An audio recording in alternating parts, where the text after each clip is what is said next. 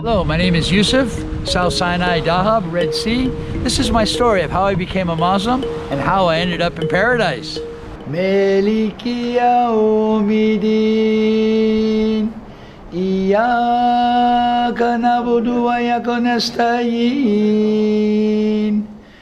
I have finally made it to Dahab. It is stunning out here on the Red Sea of Egypt. I've heard a lot about this place over the years and I'm just super excited to finally be here and see what it's all about. And you'd never expect there to be this perfect little hippie town out here in the middle of the Sinai Peninsula in Egypt, but it is true. This place has an incredible, charming vibe. And honestly, when I travel around the world, I try to find the most interesting and inspiring people that I can find. So when my friends told me yesterday about a guy named Yousaf, I immediately contacted him. And you guys are not gonna believe what this guy has to say. He's full of insight, full of knowledge, and I'm just really excited to tell you his story.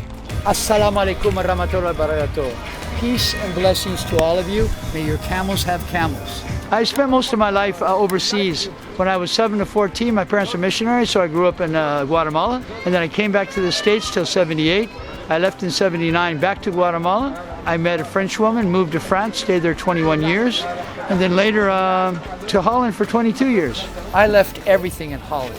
At 57 years old, I had a life, a beautiful wife, beautiful children in university, a beautiful house, a beautiful job, shoes coming out of my ears.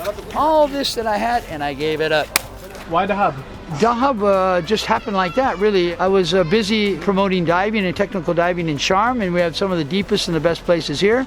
You know that, Blue Hole. So I promoted technical diving and all the dive gear that went with it.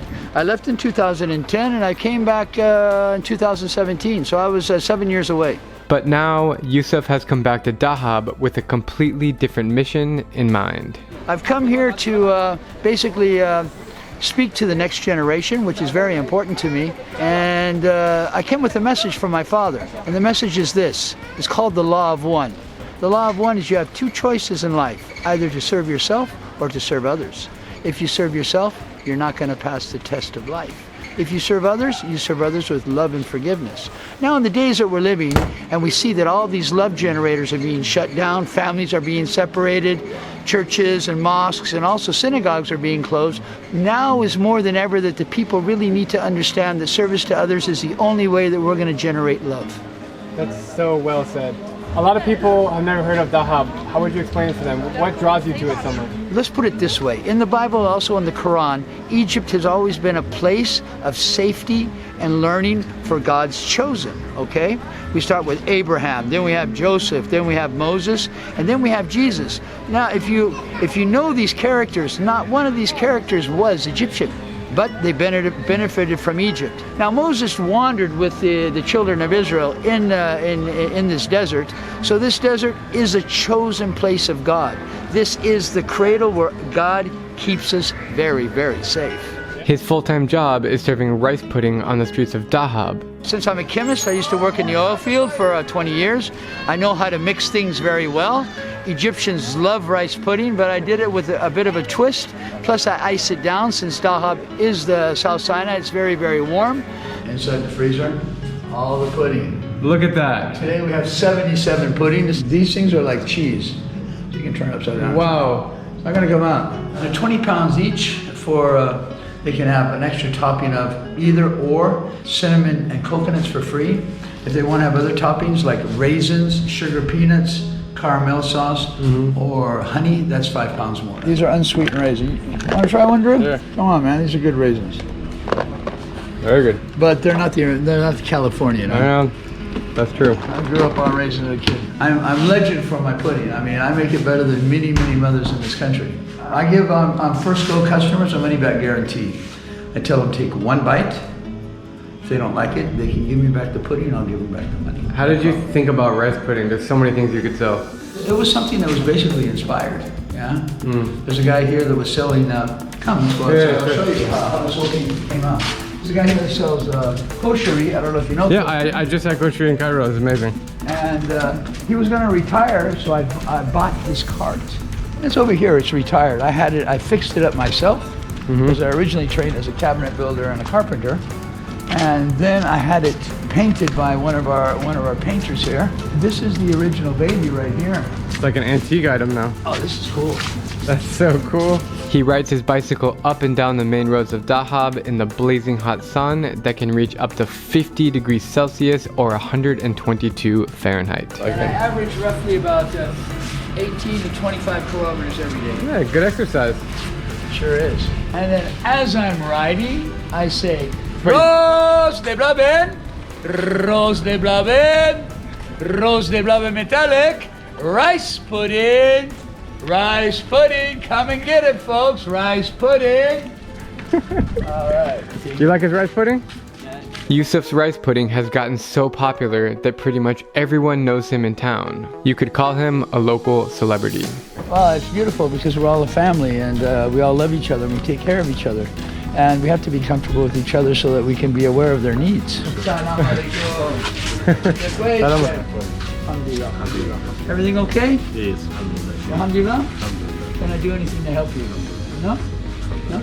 Okay, great. Yousaf has a spiritual energy like none other, and just speaking with him gives you this feeling that he knows things that many of us don't. Now, I was aware of everything that's happening now 3.5 to 4 years ago. I knew that at one point people would be frozen in the place that they're at. That was the first lockdown. Lockdown number 2 is coming in October, and then they're going to put everybody in their box and vaccinate them. As you may have been able to tell by his name, Yousaf converted to Islam, and I was really curious to learn about what inspired him to do so. I converted to Islam about 14, 15 years ago. See, my parents were missionaries, or evangelical missionaries, so I was raised with the Bible between my teeth. But when I fell in love with Islam, I know the Quran better than many imams because I read it and I studied it very, very deeply. What was the first moment where you said, I really like this religion? Well, it was 1/3 of the way through the Quran. I had this feeling that welled up from inside and hit my head, and it was a tingling sensation, and I said, holy crap, I'm a Muslim. Yeah, that was basically the revelation. And you're praying 5 times a day, and you're 5 times a day, and I fast during Ramadan, sometimes during the week. It does me good. amazing. Do you mind me asking your age? My age, I'm 60. I was born in 1960. This is the year 2020. So yeah, 60 and 60.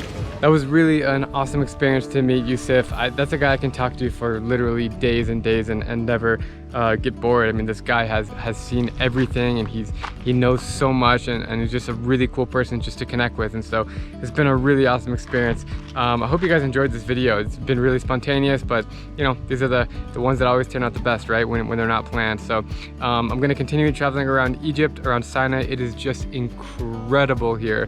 I can't even tell you guys. I hope you've been enjoying these stories. They've been a lot of fun to make, and a lot more coming soon. So I hope you guys are all well. Thank you so much for watching, and I will catch you tomorrow. If you had one message to say to the world, what would you say to them? Well, to be the law of one. The law of one is very simple. Service to self is a losing game. You're going to probably have to come back and do it all over again. Service to others and love and forgiveness.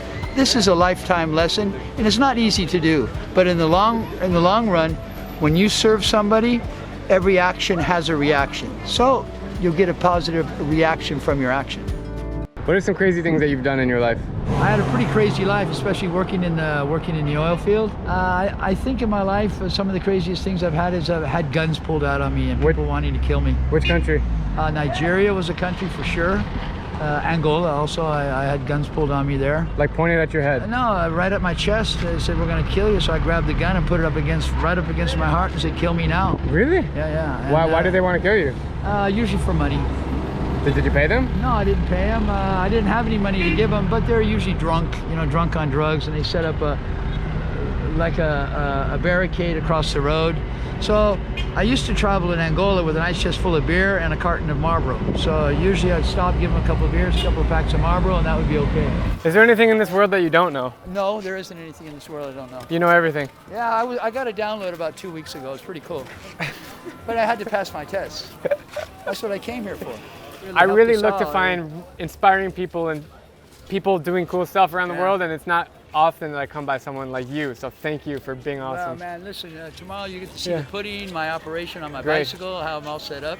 I would love to do it. I'll show you my old cart. I used to use a cart also. Great. That guy is cool, but kind of out of his mind in a good way. And that was just, I was expecting just to kind of interview him for 2 minutes, and that went on for like, I don't know, 30 minutes, and he's got a lot of stuff to say. Oh man, I'm excited to watch this. Let's cut for now. Let's cut for now. I'm dead right now. How did you two meet?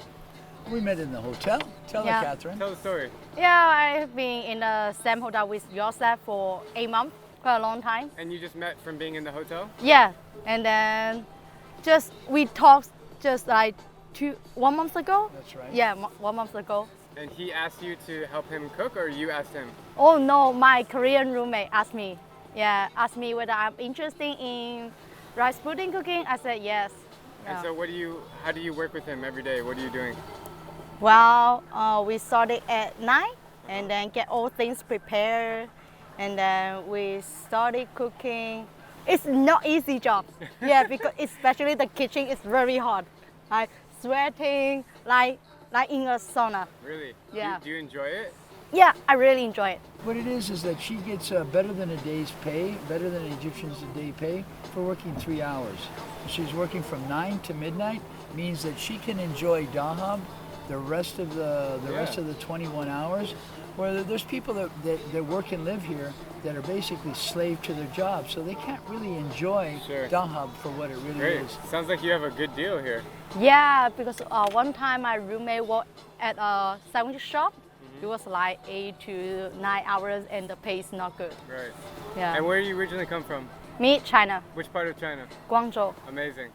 I'm Drew Binsky, and if you like my travel videos, please click subscribe and ring that little bell so you can get notified on all my upcoming videos as I take you to every single country in the world.